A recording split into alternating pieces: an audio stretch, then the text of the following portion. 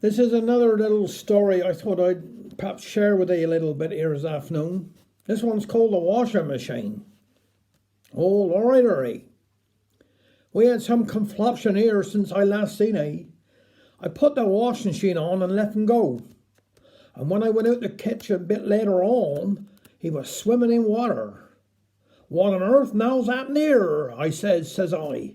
Jack, come here a minute and have a look at this bit. Jack come hobbling out, newspaper still in his hand. What's all this water? He said. This is a burn caution, isn't it? I'll ring for the man. A calm and unflappable Cornishman is my Jack. Can't say the same bit for me. I was in some tear and thought we's never going to stop mopping up all that there water. You know what he's like, don't he? If he'd upset a cup of tea, he'd have seemed like as though you've upset a churnful, doesn't it? Anyhow, we done it in the end. And then I'd go down laundrette with all the towels and stuff we used to have, 'cause if I streamed them through home, I wouldn't have been able to spin them, see?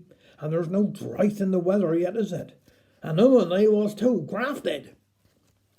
We've been having some trouble with the old machine for a bit of while.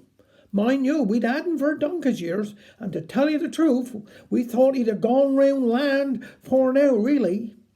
And anyhow, next day, when the man come to have a look at him, and for he tutted or opened his mouth, I know exactly what he's going to say. Don't bother, I said, how much is it going to cost? It's been one thing after another lately, piped up Jack. Perhaps we ought to go and think of having another one. Now, Jack don't say things like that lightly, and when he do, you better stand back. My gracious, for I nod where I's to, there we was in ETS, surrounded by old washing machines. The little chap, I'd forget his name, Mr. Lawrence is a called. Anyhow, he come forth and started talking about all the different models. Seems as though some to spin faster than others, some you can set to wash with less water, and some are supposed to wash just as clean as lower temperatures. Believe it, do he? And some to work by computer. But I don't want one of they. I should know where I was to. I'm quite at home with an on-off switch, thank you very much. But give me anything too complicated and I wouldn't know where to start.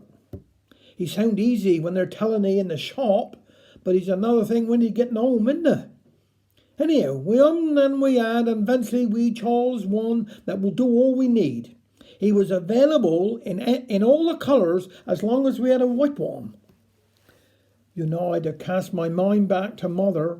She used to get up early every Monday morning to do the washing. She'd put up her towser and light the furnace for the hot water. Father would have laid in the sticks, pepper and coal, overnight to save her a bit of time. Then she'd get out the old big washing tubs, mind 'em, do he? One for whites and one for coloureds. Sometimes an extra one for really beastly things like Father's trousers if he'd been scudding dung or anything like that. In no time she'd be up to her armpits in suds and bubbles. Mind the old scrubbing boards, do he? How Mother's knuckles lasted I shall never know. Then come the bluing bag and the starch for Father's collar, ready for her to go church next Sunday. When I think upon it now, all we got to do is put the washing in the machine and go to make the beds while he's doing. We don't know we're living now, do us? That's all for now. See you a bit later on. Thank you.